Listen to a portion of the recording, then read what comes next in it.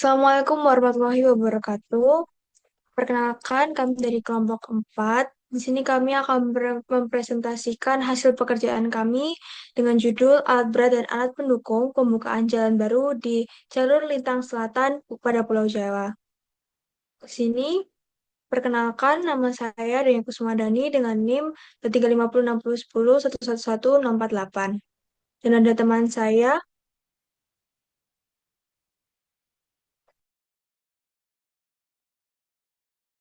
Saya Tita Alfarisi Tamara dengan NIM 235601011111042. Dan saya Ahmad Fahmi Mirza dengan NIM 235 060101111111049. Next.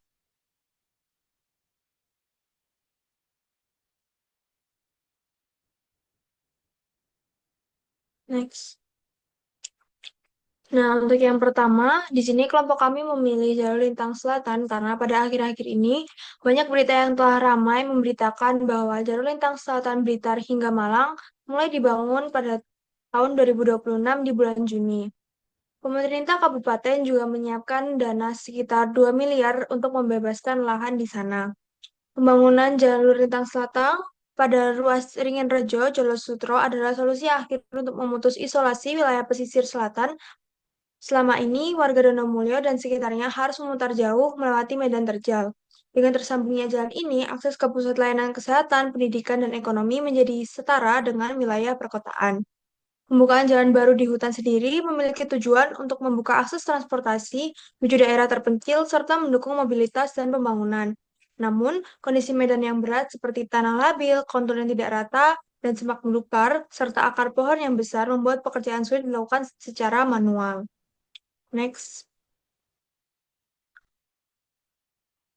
Nah, kemudian pada tahapan pembukaan jalan baru sendiri itu memiliki 4 tahapan. Pada tahapan yang pertama itu adalah tahapan fase prakonstruksi. Yang dilakukan pertama kali adalah mengidentifikasi kebutuhan atau studi pendahuluan dengan melakukan survei awal untuk memetakan kebutuhan konektivitas masyarakat, lalu mengidentifikasi rute potensial dan titik-titik konflik, seperti lahan, topografi, dan sosial.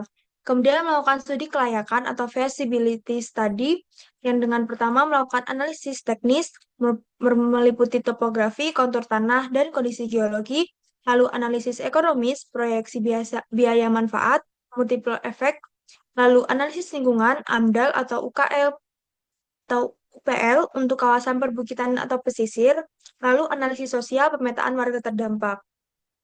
Lalu menetapkan trase dan desain geometrik dengan penentuan jalur trase yang paling efisien dan aman, lalu merancang alignment horizontal dan vertikal, dan merancang drainase.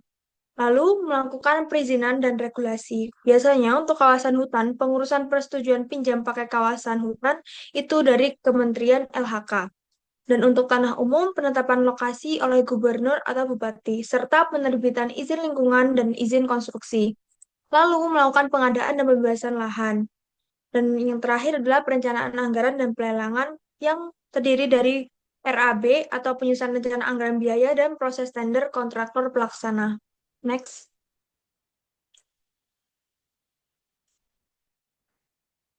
Kemudian, fase kedua itu kita melakukan pekerjaan tanah dan struktur dasar yang meliputi pembersihan lahan atau clearing and grading, yang meliputi pembebasan lahan dari permohonan, semak, akar, dan bangunan existing, pembersihan permukaan tanah dari material lunak maupun organik.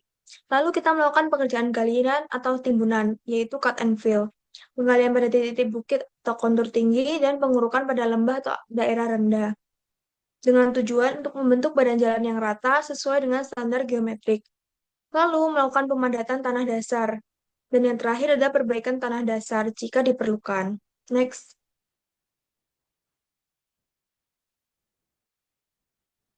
Kemudian, fase selanjutnya adalah pekerjaan lapis pondasi. Pertama, melakukan lapis pondasi bawah atau sub-base course, yaitu penghamparan agregat kelas S atau bantu gamping dengan ketebalan bervariasi.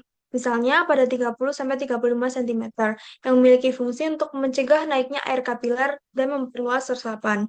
Kemudian, membentuk lapisan pondasi atas atau base course dengan melakukan penghamparan agregat kelas A yang lebih berkualitas dan dipadatkan dengan ketat. Next.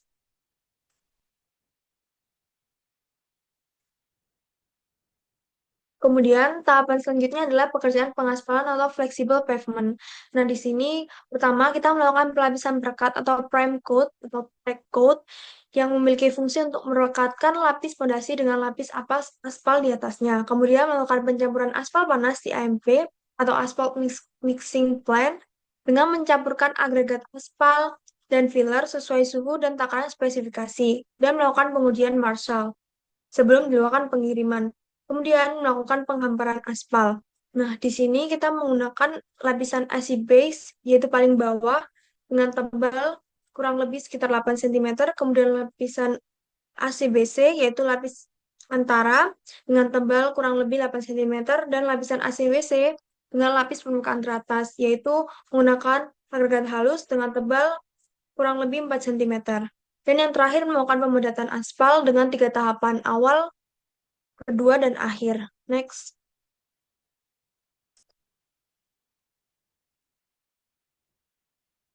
Lalu, pada fase yang terakhir, kita melakukan penyelesaian dan serah terima. Sebelum melakukan serah terima, kita harus memastikan pekerjaan pelengkapnya dahulu, seperti pemasangan marka jalan, lampu lalu lintas, drainase, dan tanaman peneduh jika ada.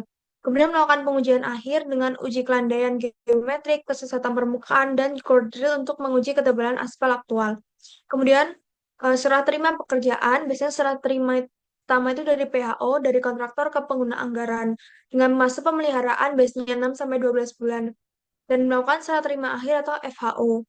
Kemudian yang terakhir adalah operasional dan pemeliharaan rutin. Jadi nantinya jalan akan dibuka untuk umum dan melakukan pemeliharaan berkala, seperti penambalan lubang atau pelapisan ulang. Next.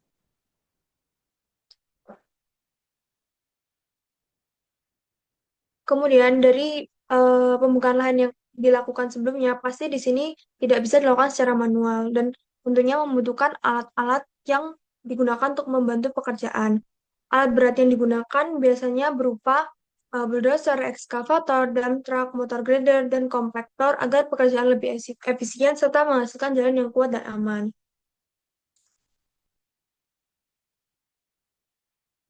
Next. Untuk contoh pertama, di sini kami ada alat berat dengan nama bulldozer. Bulldozer sendiri itu memiliki kegunaan atau fungsi sebagai alat utama dalam tahap awal pembukaan jalan di kawasan hutan.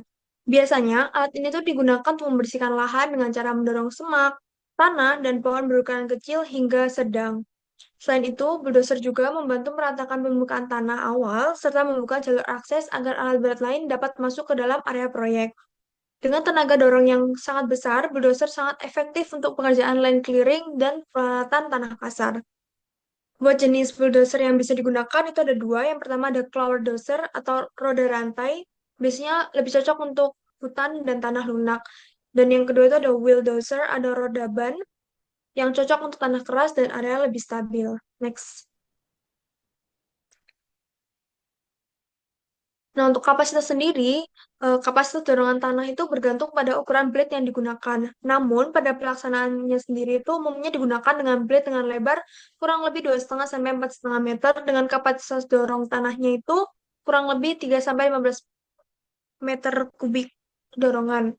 Penentuan lebar blade sendiri itu yang digunakan tergantung pada kondisi medan, seperti biasanya ada tanah lunak, berlumpur, atau hutan, kemudian ada tanah keras atau berbatu, dan medan campuran yang terdiri atas tanah lunak dan tanah keras. Selain kondisi medan, jenis material juga berpengaruh pada pemilihan blade yang digunakan. Di antaranya itu ada material ringan seperti tanah gembur atau pasir, biasanya menggunakan blade besar seperti U-blade agar lebih efektif.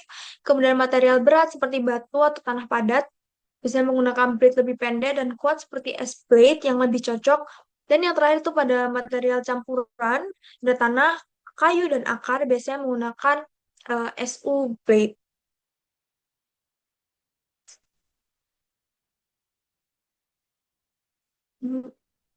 Untuk estimasi harganya sendiri itu, biasanya pada harga penyewaan bulldozer sendiri bergantung pada ukuran dan lokasi proyek. Harga sewa bulldozer berkisar antara 150.000 sampai 500.000 pada setiap jamnya. Berdasarkan beberapa referensi dan beberapa situs web yang menawarkan jasa penyewaan bulldozer di Kota Malang, kami mendapatkan estimasi harga sewa dengan list sebagai berikut. Yang pertama ada bulldozer dengan tipe D20-3 Komatsu dengan harga 154.000 per jamnya. Kemudian ada bulldozer D85 Komatsu dengan harga 185.000 per jamnya.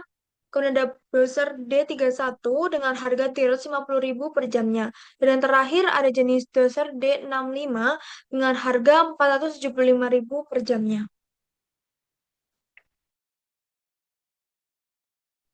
Izin melanjutkan penjelasan teman saya. Di sini alat berat yang saya akan jelaskan itu adalah eskavator. Dari kegunaannya itu memiliki fungsi utama dalam pekerjaan penggalian dan pembentukan badan jalan. Alat ini digunakan untuk menggali tanah, mencabut akar pohon besar yang tersisa setelah penebangan. Setelah membentuk kontur jalan sesuai perencanaan, ekskavator juga sering dimanfaatkan untuk membuat saluran drainase di sisi jalan dan memindahkan material seperti tanah atau batu ke alat angkut. Fleksibilitas lengan dan baket membuat ekskavator mampu bekerja pada berbagai kondisi medan. Jenis-jenis yang biasa digunakan ekskavator pada medan-medan tertentu. Ada beberapa jenis ekskavator yang bisa digunakan. Yang pertama itu crawler ekskavator, paling umum digunakan, long arm ekskavator untuk jangkauan yang lebih panjang, mini ekskavator untuk area sempit atau tepi jurang.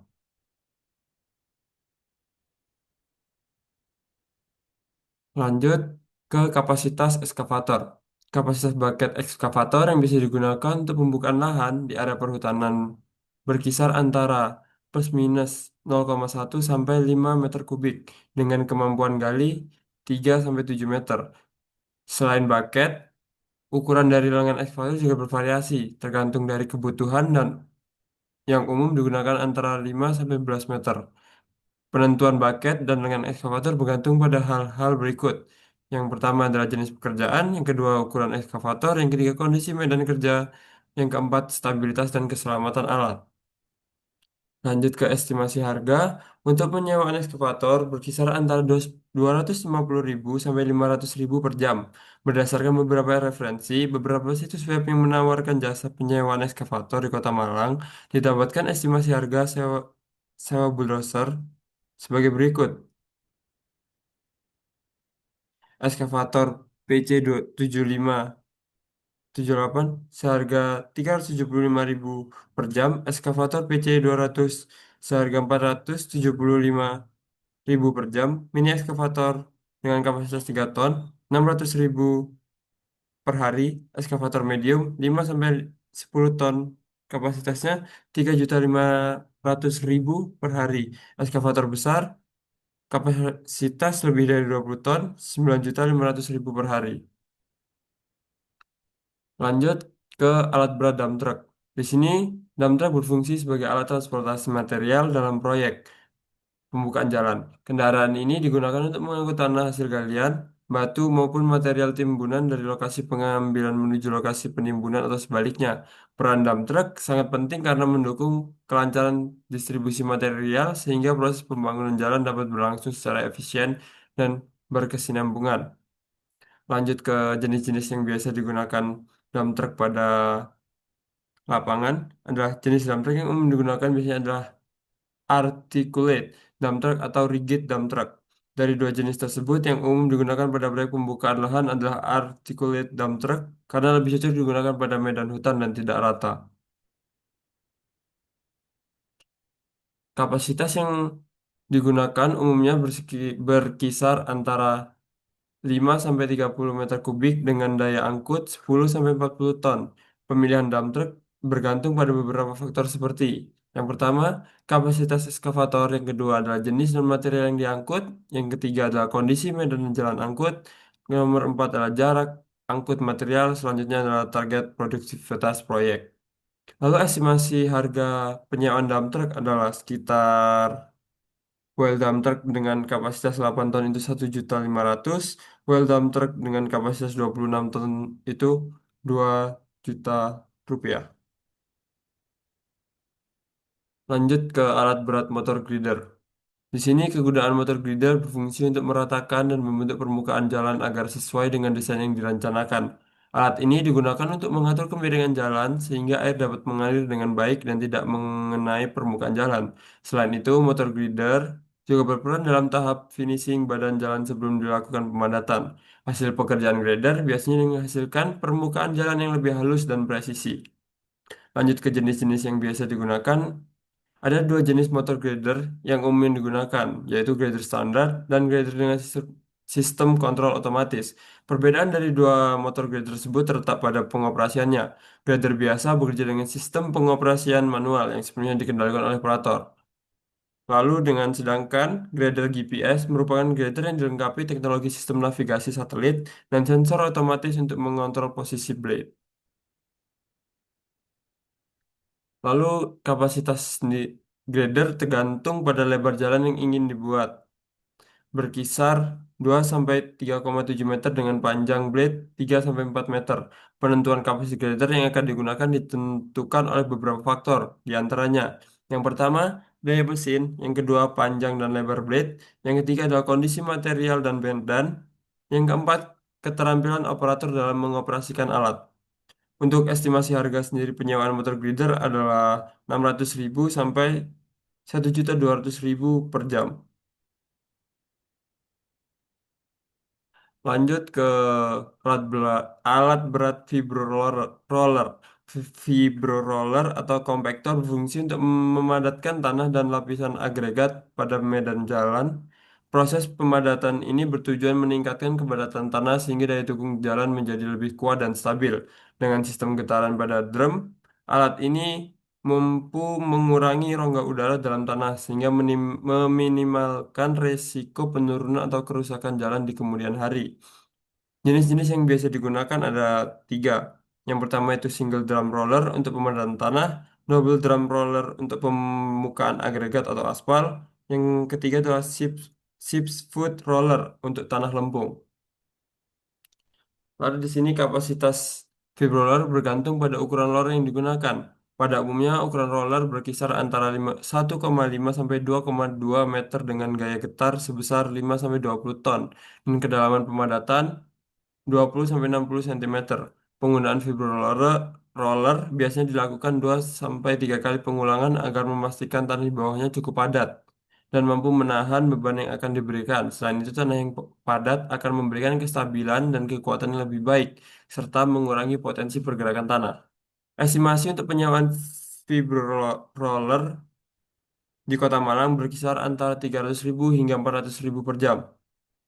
Untuk Fibro Fibro roller kecil 4 sampai 5 ton kapasitasnya di harga 325.000 per jam.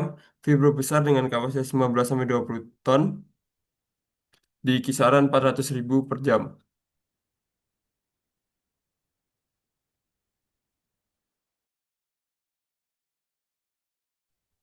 Baik, yang selanjutnya di sini saya akan menyampaikan tentang apa saja alat-alat pendukung yang umum digunakan untuk pembukaan jalan. Yang pertama itu ada chainsaw atau gergaji mesin, yang kedua ada GPS, dan yang ketiga ada total station. Memotong batang pohon yang sudah tumbang menjadi bagian-bagian pendek, misal 4 sampai 6 meter agar bisa ditarik oleh winch bulldozer atau dijepit ekskavator. Yang ketiga untuk limbing atau pembersihan lahan, memangkas dahan atau cabang pohon agar bersih. Yang keempat ada stamping atau pemotongan pangkal, itu memotong tunggul sedekat mungkin dengan tanah agar tidak merusak ban atau bagian bawah alat berat yang melintas. Nah, jadi untuk chainsaw sendiri ini dibagi menjadi tiga. Yang pertama ada small atau light duty, itu untuk pemangkasan dahan-dahan kecil dan pembersihan semak belukar. Yang kedua ada medium duty untuk proyek jalan untuk menebang pohon diameter sedang sekitar 60 cm. Contohnya ada steel MS382. Yang ketiga itu ada heavy duty, itu khusus untuk pohon yang besar dan kayu keras hutan tropis berdiameter di atas 1 meter. Next.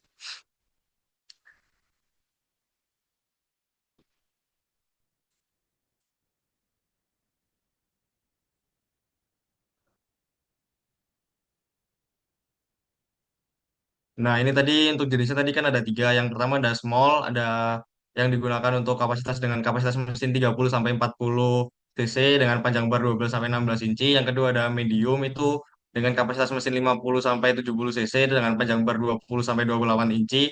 Dan yang ketiga ada heavy duty dengan kapasitas mesin 90 sampai 120 cc dengan panjang bar 36 sampai 60 inch atau lebih. Nah, untuk penyewaannya sendiri, untuk chainsaw sendiri ini banyak disewakan di web-web atau juga bisa dicari di sosial media itu banyak dengan kisaran harga sebesar 295.000 per hari. Next.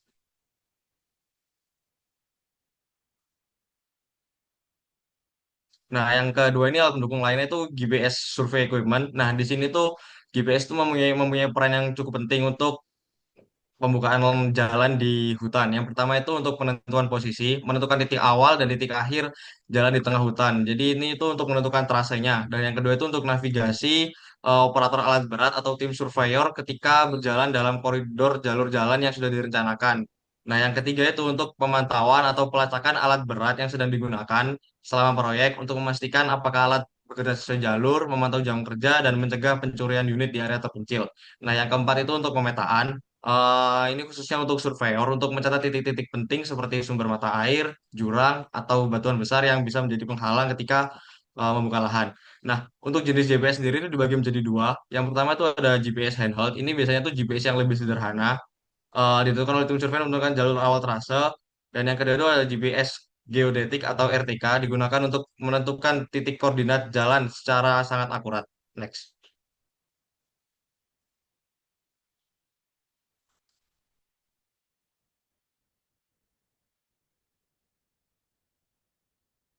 Nah, ini tadi jenis-jenisnya tadi ada yang GPS handheld itu akurasinya itu 3 sampai 5 meter. Ketahanannya itu tahan air dan baterai hingga 16 sampai 20 jam. Yang kedua tadi ada GPS geodetik atau yang lebih canggih itu hingga level 1 sampai 2 cm sangat presisi dan jangkauannya itu bisa 3 sampai 5 kilometer. Untuk penyewaannya sendiri itu di Kota Malang itu ada berbagai macam dan mulai dari untuk GPS yang sederhana atau GPS handheld itu sekitar 200.000 per hari dan untuk GPS RTK GNSS dan geodetik itu sekitar 700.000 per hari karena lebih modern dan lebih presisi. Next.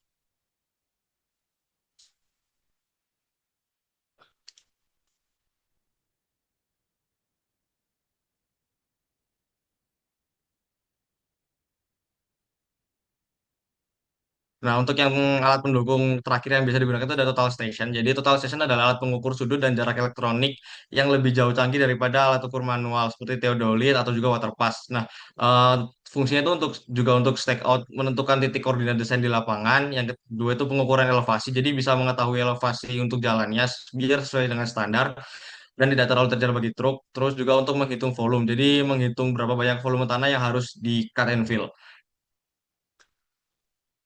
Next.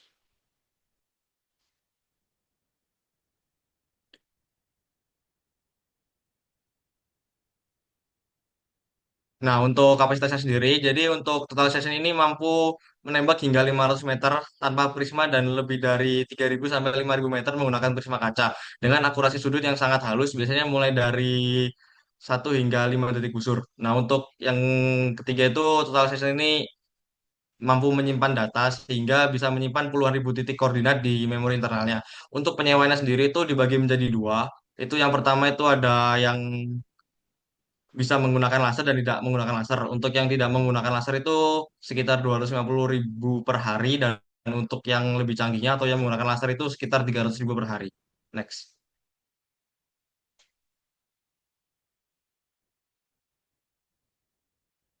Nah, mungkin cukup sekian presentasi dari kelompok kami. Terima kasih dan mohon maaf apabila ada salah kata. Assalamualaikum warahmatullahi wabarakatuh.